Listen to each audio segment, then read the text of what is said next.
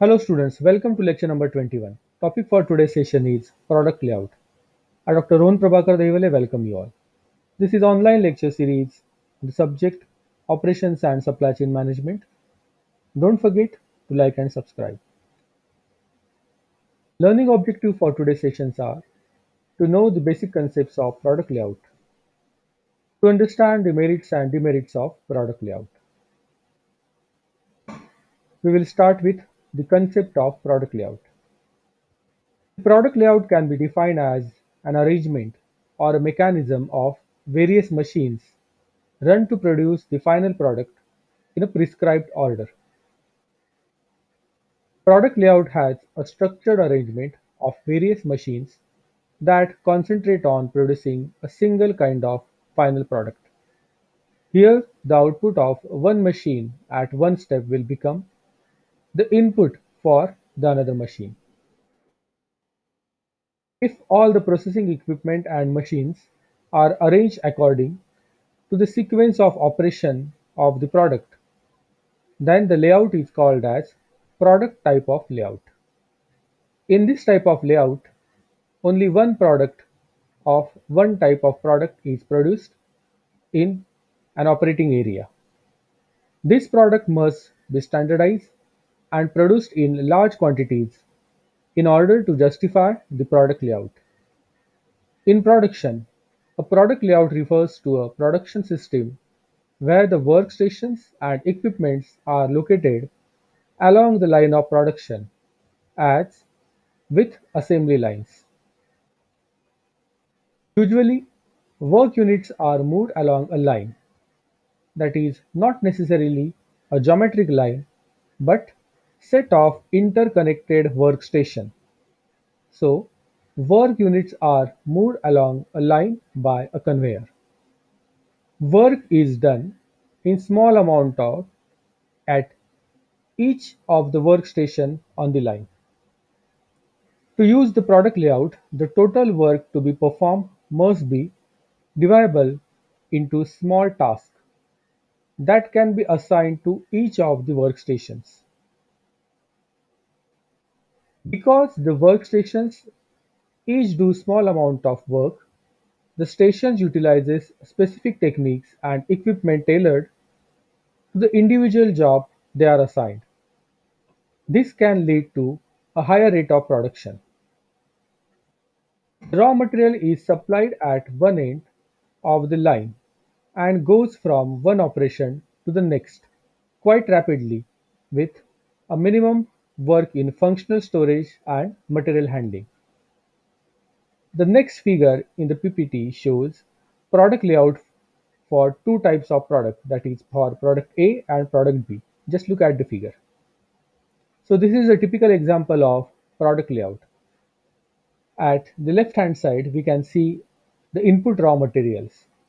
Concentrate on the upper part, that is, output is product A, which we can see at the right hand side corner. So product A and product B are finished goods. Now just see the type of product layout.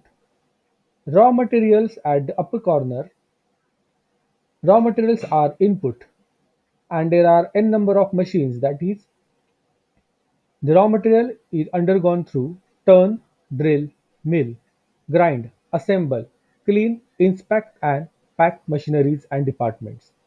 So there are 1, 2, 3, 4, 5, 6, 7, 8 type of different operations that are performed. So product is flowing from 1 to 8. So raw materials are in process. In between it is transformation is done and product A is the output. Similarly, in the low part, you can see the finished good is product B. There are n number of raw materials, that is input to the process, and the processes are cast, grind, turn, drill, mill, paint, inspect and then pack. So this product B is undergone through various operations. So this is the typical example of product layout. Now we will see examples of product layout. The product layout examples are majorly manufacturing units and continuous processes. Certain industries such as sugar manufacturing paper, cement are the best example of product layout. Also, automobile industries, electronic appliances like printers, refrigerators were using these type of product layouts for manufacturing the products. Our daily needs like food, paper, etc. manufactured which is the help of the product layout. The product layouts are preferably used for large-scale industries having continuous flow processes. Now we will see few features of the product layout. It involves huge equipment to produce the product. The machines available in the product layout are semi-scale type of machineries. Sophisticated machines are used here. The linear arrangement of product layout may be either paced or non-paced. Few more features of product layout are: product layout requires huge amount of investment to purchase machineries at initial position, and the product layouts are required more physical work than that of technical skills. These are the features of product layout. Now we will see the advantages of product layout. Lowest total material handling cost. There is less work in process. Better utilization of men and machineries are possible in case of product layout. Less floor area is occupied by material in transit and for temporary storage inventories. Greater simplicity of production control can be achieved in product layout, and total production time is also minimized in case of product layout.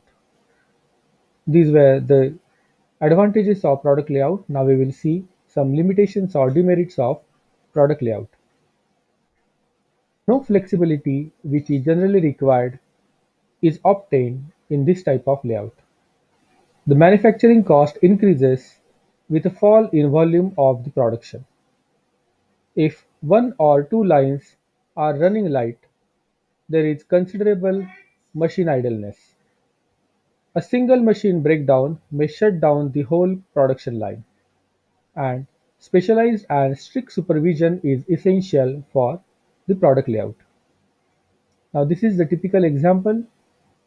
Another example of product layout. We can see three important sections that are colored in pink, violet, and green.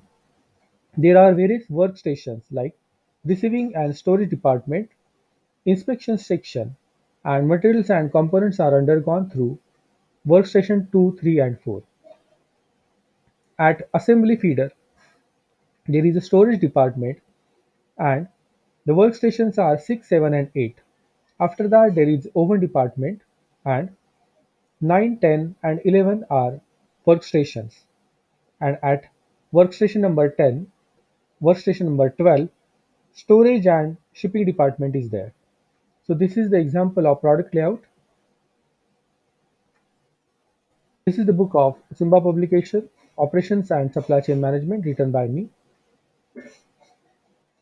In my next video, we will understand the product versus process layout. In my previous videos, we have seen the process layout, and in this video, we have seen product layout in detail.